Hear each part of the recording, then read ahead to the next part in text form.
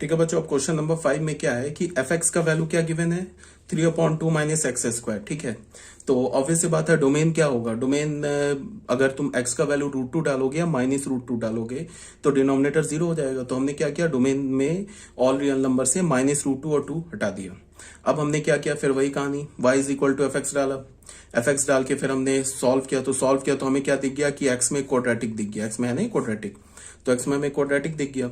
उसके बाद हमने क्या किया, यहां से x की वैल्यू हमें क्या मिल गई, ±√2y-3/y। फिर यहाँ पे x कब डिफाइंड होगा, व्हेन जो भी स्क्वायर रूट के अंदर लिखा है वो ग्रेटर देन इक्वल्स टू 0, यही है ना।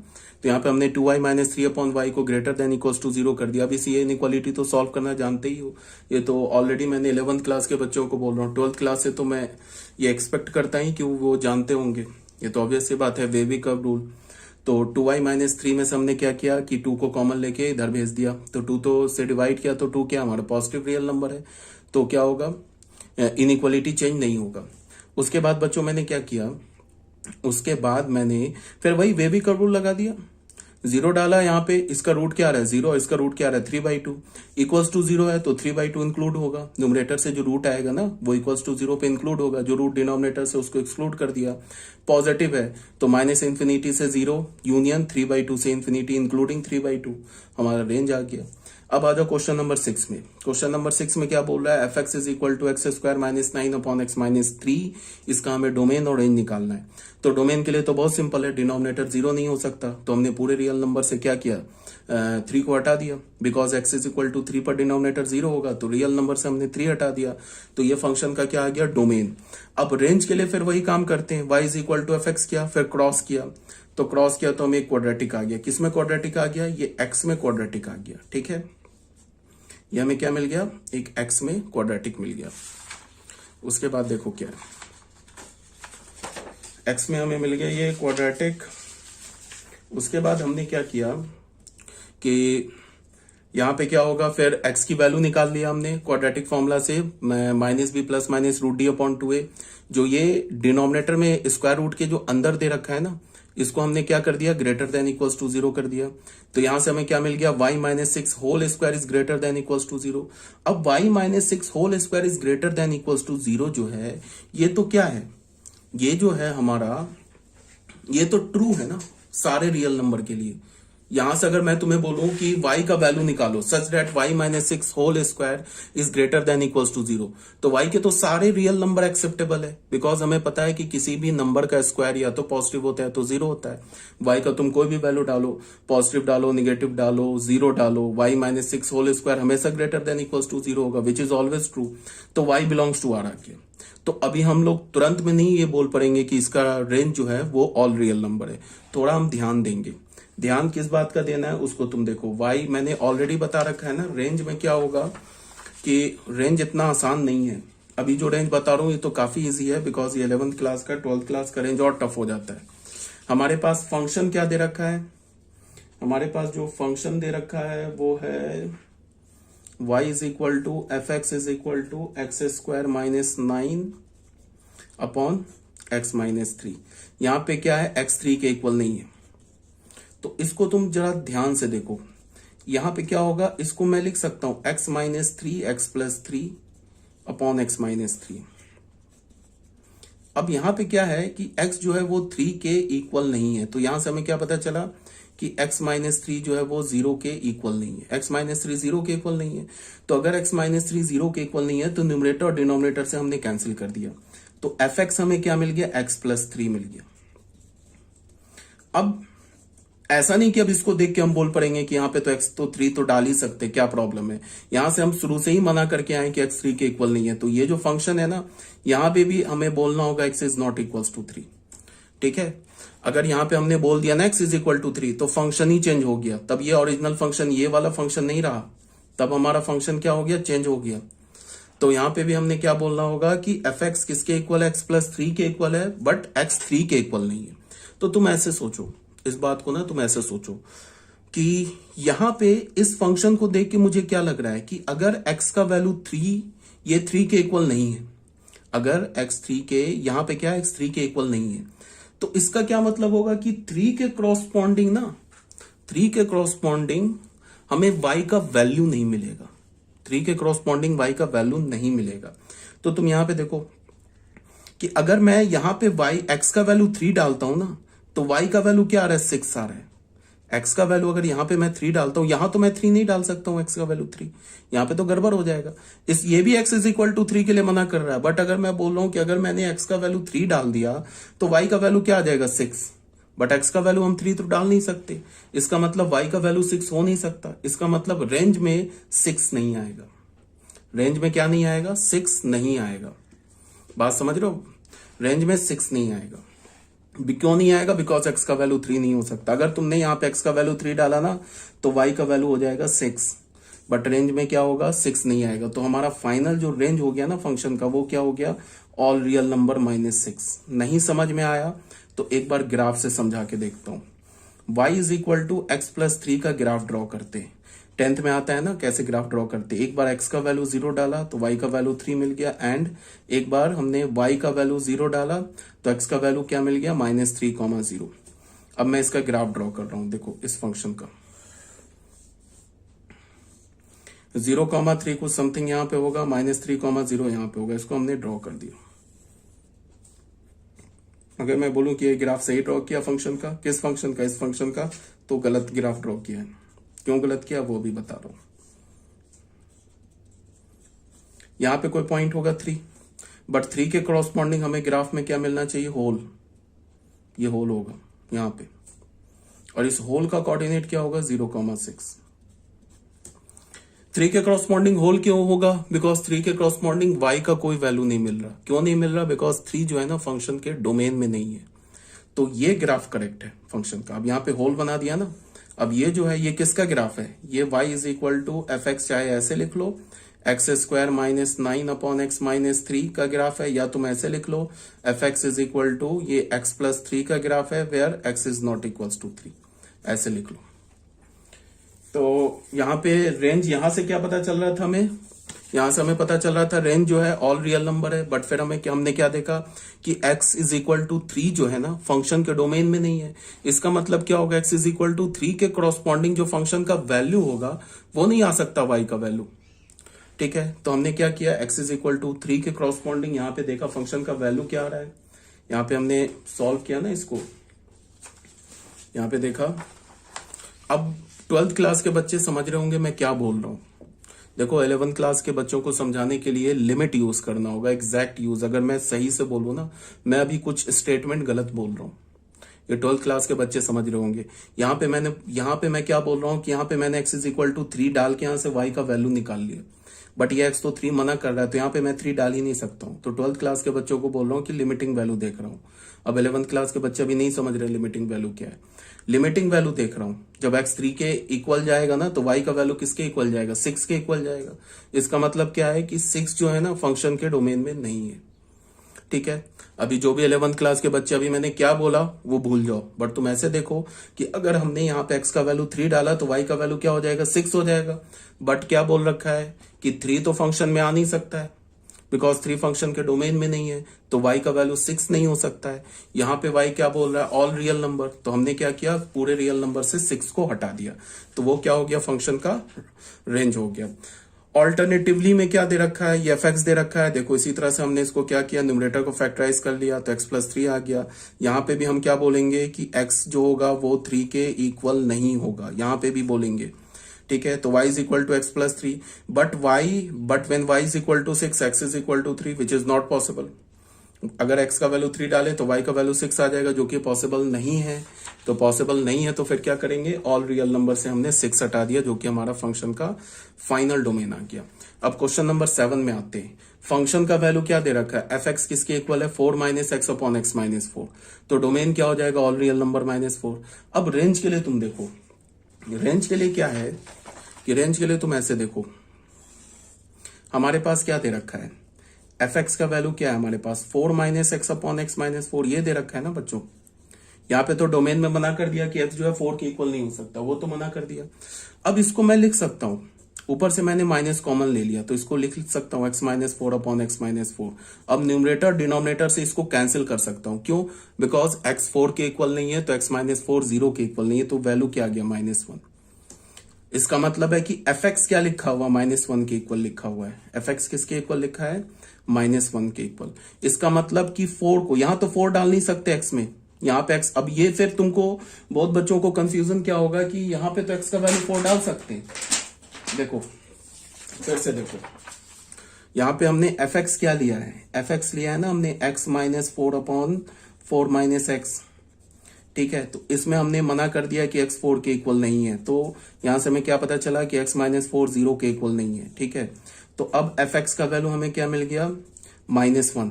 तो यहां पे भी हम मना करेंगे कि x is not equals to 4, मतलब कि इस फंक्शन में हम, ये हमारा फंक्शन, ये फंक्शन लिखो या ऐसे फंक्शन लिखो इक्वल है, बट अगर मैंने ऐसे लिख के छोड़ दिया ना f x is equal to -1, तो ये फंक्शन और ये फंक्शन फिर इक्वल नहीं होगा। क्यों नहीं इक्वल होगा, कि बिकॉज इसके डोमेन में 4 नहीं है। इसको देखोगे तो इसके डोमेन में 4 है। तो हमें तो क्या करना है कि इस फंक्शन पे काम करना है ना, तो यहां भी हमें क्या करना होगा, ये फंक्शन लिखना पड़ेगा। इसके फंक्शन के, अगर इस फंक्शन को मैं दूं इंडिविजुअल, मैं एक सेपरेट क्वेश्चन में दे दूं कि इस फंक्शन का डोमेन निकालो, तो इसका डोमेन क्या हो जाएगा, ऑल रियल नंबर। इसका डोमेन क्या है, ऑल रियल नंबर -4। तो जब फंक्शन का डोमेन ही अलग हो गया तो फंक्शन चेंज हो गया ना, तो हम फंक्शन को बीच में चेंज तो नहीं कर सकते ना। जो फंक्शन ओरिजिनल फंक्शन दिया उसी पे काम करेंगे ना। ऐसा तो नहीं है कि फंक्शन को चेंज करके अपने अकॉर्डिंग फंक्शन बना लेंगे, उसका डोमेन रेंज निकाल लेंगे, तो नहीं है, कर सकते।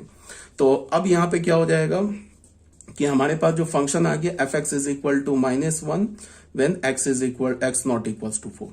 अब तुम बताओ, x का तुम कोई भी वैल्यू डालो, एफ एक्स का वैल्यू तो -1 ही आ रहा है। x का तुम कोई भी वैल्यू डालो, 4 को छोड़ के 1 डालो, 2 डालो, 3 डालो, फंक्शन हमेशा y का वैल्यू क्या आ रहा है, -1। तो रेंज क्या हो जाएगा फंक्शन का, -1। सिंपल सा बात है, तुम देख लो करके। मान लो कि अगर हमने x का वैल्यू 4 तो डाल नहीं सकते, 2 डाला, तो f2 क्या मिल जाएगा, मैं देख लो, 2 -4/4 -2 क्या हो जाएगा, -2/2 -1। कोई भी रियल नंबर डालो, एनी रियल नंबर एक्सेप्ट 4 को छोड़ के, एफ ऑफ मान लो डाल दिया -π/4 डाल दिया, तो क्या आ जाएगा, -π/4 -4, और ये क्या हो जाएगा 4, ये माइनस हो जाएगा यहाँ पे, तो माइनस माइनस प्लस π/4 हो जाएगा। ऊपर से तुम माइनस कॉमन निकाल लो, तो क्या हो जाएगा, π/4 + 4 अपॉन π/4 + 4, फिर ये कैंसिल होके क्या हो जाएगा, -1।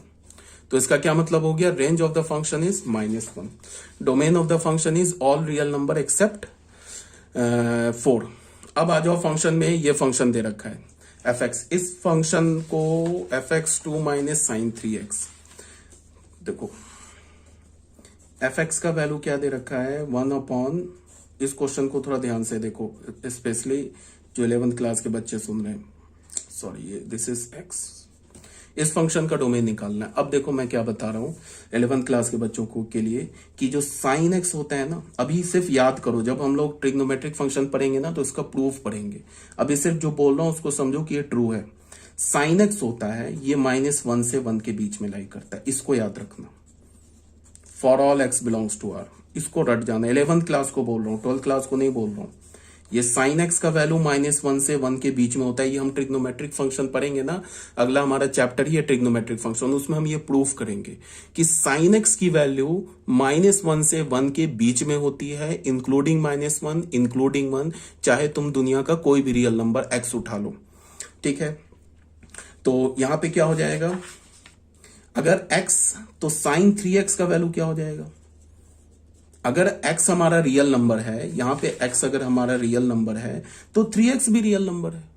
अगर मैं x का वैल्यू कुछ भी डालूं, 1 डालू, 2 डालू, पाई डालू, e डालू, -1 डालू, कुछ भी डालू, x रियल नंबर है तो 3x भी रियल नंबर है। तो यहां से हमें क्या पता चला कि साइन 3x भी जो होगा ना, वो भी -1 से 1 के बीच में ही होगा, ठीक है। अब हमारा फंक्शन क्या है, f x is equal to 1 - 2 - sin 3x, ठीक है। तो अब डिनोमिनेटर कब जीरो होगा, डिनोमिनेटर कब जीरो होगा, व्हेन 2 - sin 3x, डिनोमिनेटर को अगर मैं जीरो करूं तो यहां से हमें क्या पता चल रहा है, इंप्लाई क्या हो रहा है कि 2 - sin 3x का वैल्यू क्या होना चाहिए, 0 होना चाहिए। तो यहां से हमें क्या पता चला कि sin 3x का वैल्यू क्या होना चाहिए, 2 होना चाहिए, विच इज नॉट पॉसिबल। क्यों नहीं पॉसिबल है, क्योंकि sin 3x का वैल्यू क्या होगा, -1 से 1 के बीच में ही हो सकता है ना। मैंने क्या बोला, यहां पे मैंने क्या बताया कि sin x का वैल्यू ये हम प्रूव करेंगे। अभी जो बोल रहा हूं ना उसको सिंपल रट जाओ, 11th क्लास को बोल रहा हूं। साइन एक्स का वैल्यू -1 से 1 के बीच में ही होता है, चाहे दुनिया का कोई भी एक्स डाल लो, कोई भी रियल नंबर डाल लो। तो अगर एक्स रियल नंबर है तो 3x भी रियल नंबर है, तो साइन 3x का वैल्यू भी -1 से 1 के बीच में होगा। अब हमने डिनोमिनेटर को 0 किया, हम क्या चेक कर रहे हैं कि क्या कोई ऐसा x है जिस पर डिनोमिनेटर 0 हो जाए।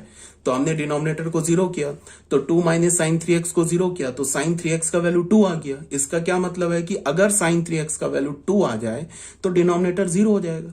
बट हमें पता है कि साइन 3x तो -1 से 1 के बीच में ही लाई करता है, तो साइन 3x का वैल्यू कभी 2 हो नहीं सकता। इसका मतलब डिनोमिनेटर कभी 0 हो नहीं सकता। यहां पे तुम ऐसे भी सोचो ना कि 1/2 माइनस साइन 3x में इस साइन 3x का वैल्यू तो -1 से 1 के बीच में लाई करता है। तो अगर इसका वैल्यू तुम -1 से 1 के बीच में रखोगे तो डिनोमिनेटर 2 में से 2 में से अगर तुम -1 से 1 के बीच का रियल नंबर सब्ट्रैक्ट करोगे तो वो तो 0 होगा ही नहीं। 2 में से 2 सब्ट्रैक्ट करोगे तभी तो 0 आएगा। इसका क्या मतलब है कि डिनोमिनेटर 0 नहीं हो सकता। इसका क्या मतलब है कि इस फंक्शन का डोमेन ऑल रियल नंबर हो जाएगा। ठीक है, ये जो हमारे पास फंक्शन गिवन है ना fx, किसके इक्वल गिवन है? 1/2 माइनस साइन 3x। ये जो गिवन है ना, ये जो हमारे पास फंक्शन गिवन है, तो इस फंक्शन का डोमेन, अब देखो ये साइन 3x में इस x को भी कोई खतरा नहीं है। यहां पे साइन x में ये x कुछ भी हो सकता है, उसके लिए साइन x डिफाइंड होगा। ठीक है, तो यहां पे इस साइन 3x में इस x को भी कोई प्रॉब्लम नहीं है, x कोई भी रियल नंबर हो सकता है। और साइन 3x का वैल्यू कभी 2 हो नहीं सकता। इसका मतलब डिनोमिनेटर कभी 0 नहीं हो सकता। तो इसका मतलब इस फंक्शन का जो डोमेन है ना, ऑल रियल नंबर है। जो साइन एक्स होता है ना फंक्शन, अभी तुमने जो 11th क्लास के बच्चे उनको बता रहा हूं, साइन एक्स में तुमने यही पढ़ा होगा ना कि एक्स का वैल्यू 0 होता है, 30 होता है, 45, 60, 90, यही सब पढ़ा होगा ना। बट एक्स का वैल्यू यही नहीं होता। एक्स का वैल्यू कोई भी रियल नंबर होता है, वो भी हम आगे पढ़ेंगे ट्रिग्नोमेट्रिक फंक्शन में। तो अब यहां पे मैं बोल रहा हूं कि साइन एक्स में एक्स कोई भी रियल नंबर हो सकता है, एक्स बिलोंग्स टू आर हो सकता है, तो इसको भी कोई प्रॉब्लम नहीं। यहां भी तुम एक्स कुछ भी रखो तो साइन 3x को भी कोई प्रॉब्लम नहीं है। और साइन 3x कभी 2 नहीं हो सकता। इसका मतलब डिनोमिनेटर कभी 0 नहीं हो सकता। तो डोमेन हो गया ऑल रियल नंबर। अब डोमेन तो निकाल लिया, अब रेंज पर आते हैं। देखो रेंज कैसे निकालेंगे। साइन 3x हमने क्या बोला? साइन 3x क्या बोला? -1 से 1 के बीच में। तो अब मैंने क्या किया, ये तो डबल इनइक्वालिटी है, इसमें मैंने माइनस मल्टीप्लाई कर दिया, तो ये 1 हो जाएगा, इनइक्वालिटी चेंज हो जाएगा। अब कोई बच्चा बोलेगा कि -1 क्यों मल्टीप्लाई किया, तो अभी आ जाएगा आगे समझ में क्यों किया मल्टीप्लाई। तो -1 मल्टीप्लाई किया तो ऐसे हो गया। अब इसको फिर मैं ऐसे लिख सकता हूं, माइनस साइन 3x, ये और ये तो एक ही बात लिखा हुआ है, सेम इनइक्वालिटी लिखा हुआ है, ऐसा पलट के लिख लिया।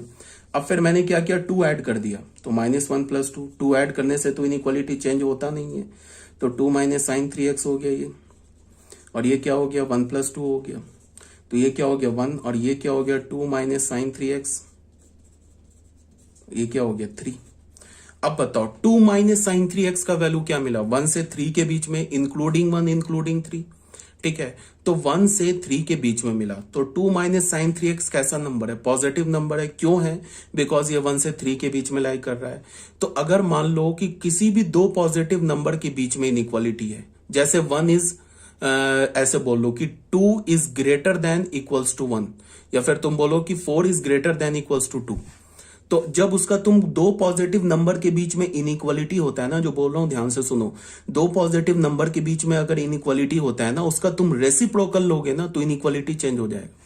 जैसे 4 is greater than equals to 2 है, तो फिर 1/4 लेस देन इक्वल्स टू 2 हो जाएगा, 1/2 हो जाएगा।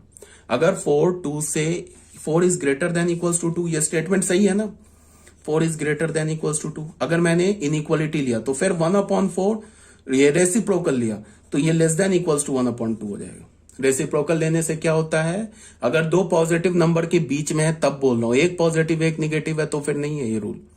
अगर दो पॉजिटिव नंबर के बीच में इनइक्वालिटी है या दो निगेटिव नंबर के बीच में इनइक्वालिटी है, तो तुम क्या करो, पहले अगर दो निगेटिव नंबर के बीच में इनइक्वालिटी है तो उसको माइनस से मल्टीप्लाई करके दोनों को पॉजिटिव बना लो, और फिर जब रेसिप्रोकल लोगे ना तो फिर इनइक्वालिटी क्या हो जाएगा, रिवर्स हो जाएगा। तो अगर 4 is greater than equals to 2 है तो 1/4 is less than equals to 1/2 हो जाएगा। अगर मैं बोलूं कि -4 is greater than equals to -6 तो पहले मैंने माइनस से मल्टीप्लाई करके इसको पॉजिटिव बना लिया। 4 is less than equals to 6 हो गया, फिर अब रेसिप्रोकल ले लिया तो 1/4, फिर इनइक्वालिटी चेंज हो जाएगा, 1/6 हो जाएगा। समझ रहे हो बात को? ऐसे होता है। तो ये जो है ना हमारा नंबर, ये 1 से 3 के बीच में, तो ये तो पॉजिटिव है। अब रेसिप्रोकल लेंगे तो 1 का reciprocal 1 greater than inequality change 1/2 minus sign 3x हो गया ये, और यहां भी ऐसे हो जाएगा। अब फिर इसको पलट के क्या लिख लिया, 1/3, ये क्या हो गया 1/2 माइनस साइन 3x हो गया ये इक्वल्स टू 1। अब ये क्या लिखा है, ये fx लिखा है, ये क्या लिखा है, fx लिखा है, तो क्या हो गया 1/3 fx। ठीक है, तो ये fx क्या y, तो इसको मैं लिख सकता हूं ना 1/3 less than equals to y greater than equals to y less than equals to 1। तो ये y का रेंज आ गया, तो y का क्या हो गया, बिलोंग्स टू 1/3 to 1। तो ये रेंज हो गया फंक्शन का, यही हो गया फंक्शन का रेंज। ठीक है, ये भी क्लियर हो गया होगा। तो ये हमारा पॉइंट क्वेश्चन नंबर 8 भी क्लियर है। अब क्वेश्चन नंबर 9 में आ जाओ। क्वेश्चन नंबर 9 में क्या दे रखा है, fx का वैल्यू माइनस मॉड x दे रखा है। ठीक है ना, तो रेंज की बात करें, सॉरी डोमेन की बात करें, तो डोमेन तो ऑल रियल नंबर होगा। क्यों ऑल रियल नंबर होगा, क्योंकि ना इसमें डिनोमिनेटर में कोई x है, ना ही कोई स्क्वायर रूट है, कुछ भी नहीं है। x का वैल्यू कुछ भी डालो, x का वैल्यू कुछ भी डालो, डिफाइंड होगा। Minus of mod x is defined for all x belongs to r, तो डोमेन क्या हो गया, ऑल रियल नंबर। अब रेंज देखो कैसे निकालेंगे, जो मॉड x होता है ना वो ग्रेटर देन इक्वल्स टू 0 होता है for all x belongs to r। Mod x का वैल्यू हमेशा या तो 0 होगा, तुम सोचो ना कि मॉड x का वैल्यू कभी निगेटिव आ सकता है, कभी नहीं आ सकता, चाहे तुम कोई भी x का वैल्यू लो। मॉड x का वैल्यू हमें क्या मिलता है, या तो पॉजिटिव या तो 0। तो mod x is greater than equals to 0 for all x belongs to r।